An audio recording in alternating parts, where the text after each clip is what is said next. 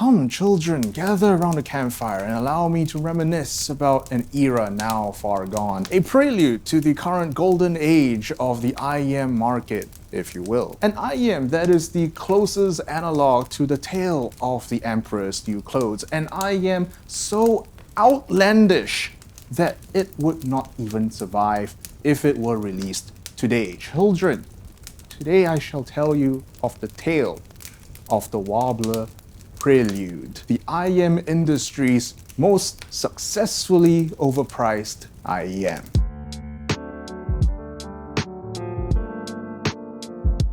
Before we begin, this video is sponsored by Linsol. Yes, this is an ad read. Navigating the online Chi-Fi world can be a bit of a daunting process. After all, there are so many retailers, so many sellers, you're absolutely spoiled for choice, and to a point where you just simply don't know who to trust. Here, allow me to introduce you to Linsol, one of the oldest players in the online Chi-Fi retail space. With an extensive catalog of headphones, IEMs, DACs, and amplifiers, you can be sure to get the absolute best bang for your buck out of their catalog. And even more than that, they ship virtually everywhere and for free. So what are you waiting for? Go to linsol.com, tell them I sent you, support the people who support me. Alright. Back to the video. The tale of the Emperor's New Clothes should have been heard by almost everyone in the world, but if you're not familiar, the Emperor's New Clothes tells of the story of the emperor who loves his clothing. Swindlers come into the city one day and they tell the king that they can make him the most magnificent outfit for him, made by threads that can only be seen by those who are competent and smart. They, of course, have no such thread. It was simply nothing. But the king, of course, being the arrogant prick that he is, then said, "Wow, I can see everything. It's so great," even though, again, there was absolutely nothing. The swindlers then make a show of dressing up the king in his new magnificent outfit, again, absolutely nothing, and then proceed to parade him, the king himself, naked the day as he was born, out onto the streets. And everyone else on the street simply played along because the rumors of the threads being unable to be seen by those of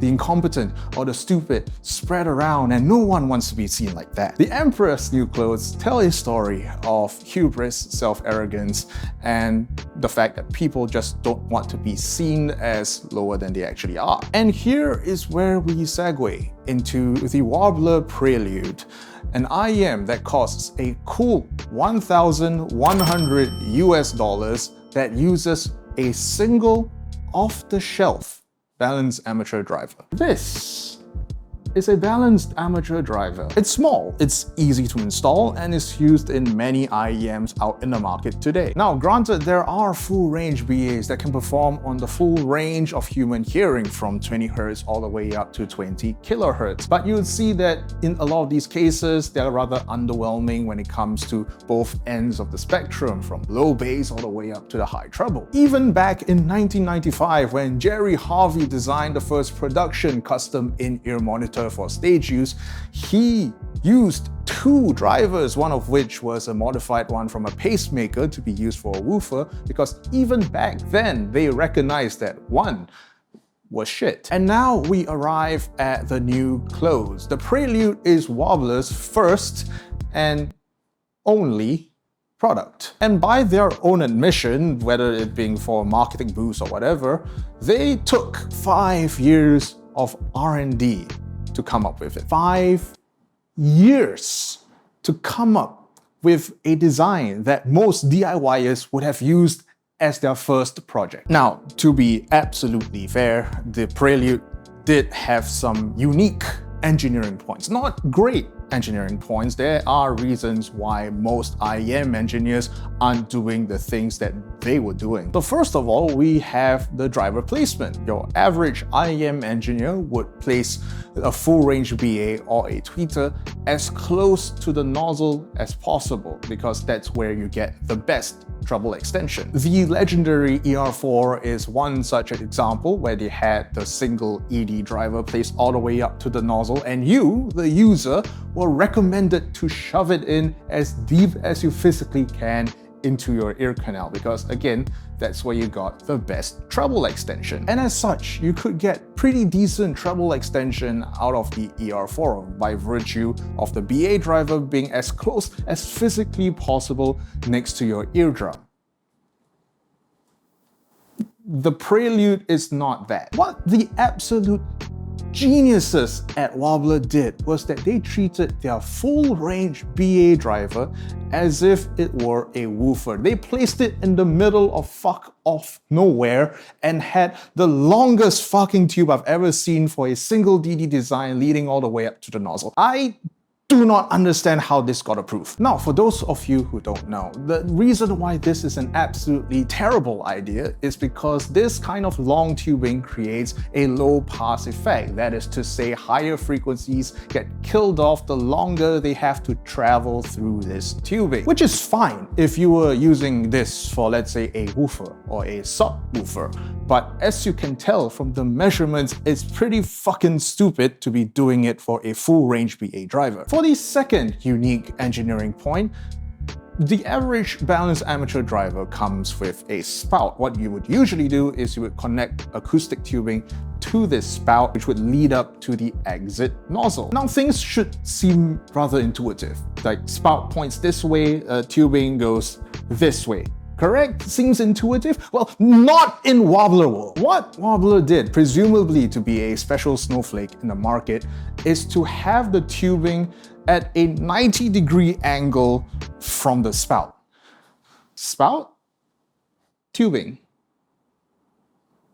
Why? I don't even need to explain why other engineers wouldn't do this. It's so fucking stupid. In fact, you can't even make the excuse that Warbler is using in-house produced drivers or drivers that were specifically produced for them because they were a small company. They did not have the scale to request from Niles or Sony for custom-made parts. What they were using essentially was just, again, off-the-shelf drivers that you watching right now could just go over to DigiKey or Mauser, buy it yourself, DIY it yourself, and presumably not charge $1,100 for it. My best guess is that the Warbler Prelude uses something like the Sony 2389 or the Niles ED29689, both of which are fairly standard full-range BA drivers.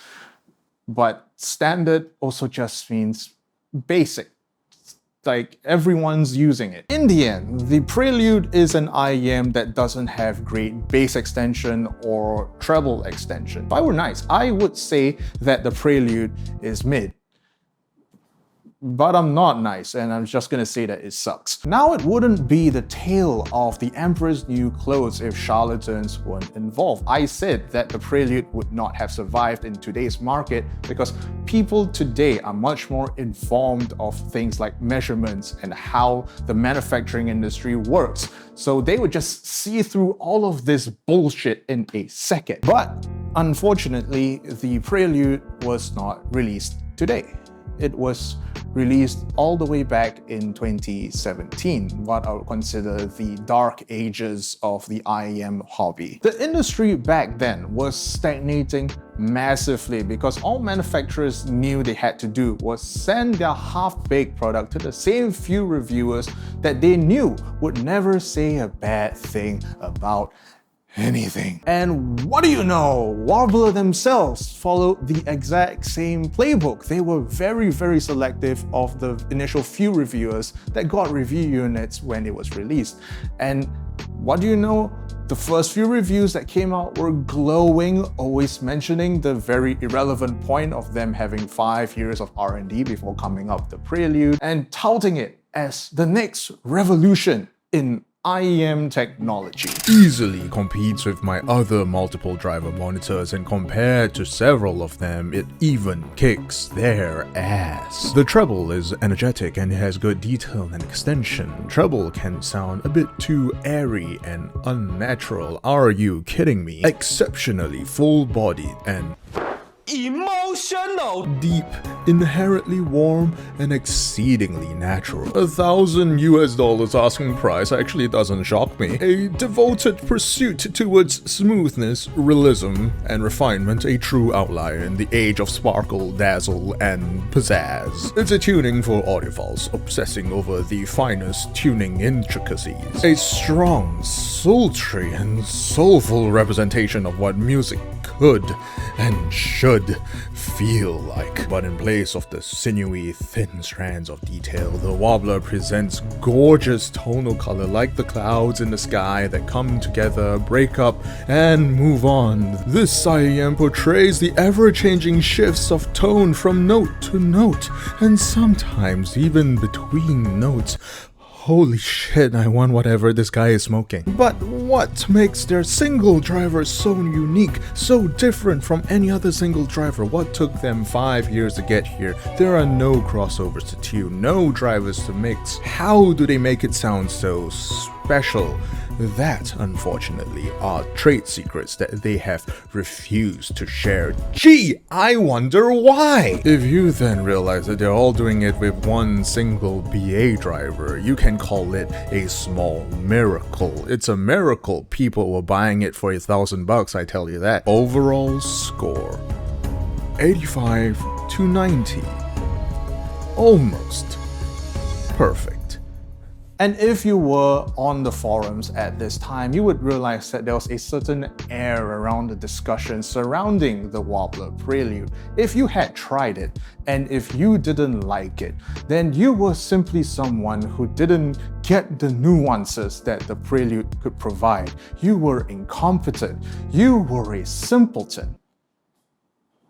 The Emperor's new clothes. At the time, Warbler and their distributors refused to let me test out a unit. Kind of understandable given that it was kind of custom only. Thereafter, I requested that maybe they could send me a universal demo so that I and many other people could try out again their revolutionary new product. They rejected that and cited that, oh, the universal demo will never be matching up to the performance of any of the custom samples, which doesn't make sense because it's just a driver and a tube. Now, eventually, I did manage to measure one an entire year after its release. And when I had published it and it looked like a BA driver that was designed how it was designed, no one could accept it. Now in hindsight, I shouldn't be too salty. After all, the same people that would reject the measurements of the Prelude are also the same people who would reject measurements in general. It's like handing over a NASA paper to the Flat Earth Society or playing chess with a pigeon. That's the kind of audience who would also buy a Prelude, but I digress. I have to reiterate once again that there was nothing special about the Prelude, or in the ways that it was special in the wrong ways, and certainly not worth the $1,100 price tag. Now, I feel like there are gonna be different levels of the word overpriced. The Aureolus Traily, for example, an excellent, very good IEM, just that it costs $6,600 and again, something I'll consider overpriced. Good, but overpriced. Then we have the notorious Obravo RAC CEU, $10,000 and sounded like absolute garbage. But I still had a small modicum of respect given that it was using at least some sort of bespoke air motion transformer driver, or at least some kind of bespoke-ish kind of drivers. The Warbler Prelude, on the other hand, has neither the performance nor the unique technology to justify its price tag. I don't know about you, but I wouldn't pay anyone $1,000 to tilt a driver sideways. What an absolute fucking joke of an IEM this is. Now, another thing that I want to emphasize is that as much as I hate the Warbler Prelude as a product, as a concept, as much as I think that it is overpriced, it is not a scam. Whatever that they advertised you got. They fulfilled orders. If the reviews made grand claims about the Prelude, they are not responsible. The Warbler was not responsible. Now, contrast this with actual scams in the audio industry like Trinity Audio or LH Labs, but those are topics for a different time. Let me know in the comments if you want me to do a story time on that. And just to drive my point home, I will be having a conversation with a person in the industry, Ben from FatFreq. Nice to see you. Hi, Mr. Crinacle. Yes. For those who are unaware, FatFreq is a local Singaporean brand who specializes in custom in-ear monitors for musicians, which is why I would think that he would have a greater insight to the things that are happening in the back end, at least more than I do. So, just to establish things, do you have any idea what we're going to be talking about today? No idea. Okay, perfect. Because again, I don't want his answers to be prejudiced by any sort of previous context. What would be the costs that would go into making a single BA custom IEM?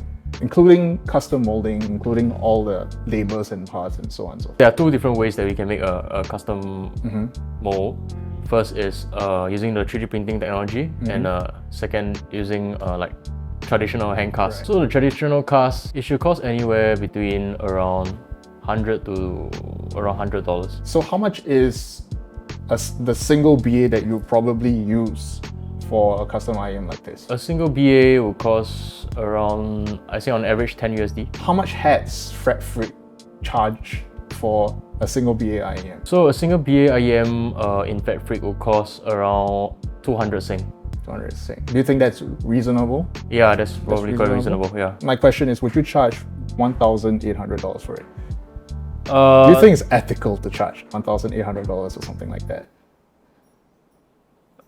The businessman mind is like, yes, actually, yes, I would love to. If there's a willing buyer, right? I guess who wants to burn like 1,000 on a I pair guess so, yeah, sure. Yeah. So, is there any benefit in using a single BA driver that isn't about cost or saving space? Those are the two big benefits. I know. No, I'm looking more like sound quality improvements. Why would someone use a single BA over, let's say, a multi-DD setup? Or sorry, multi-BA setup? Based on our experience, the tolerance is better than dynamic drivers, but that's probably a cost-saving measure. Thank you for your insights in the industry. My pleasure.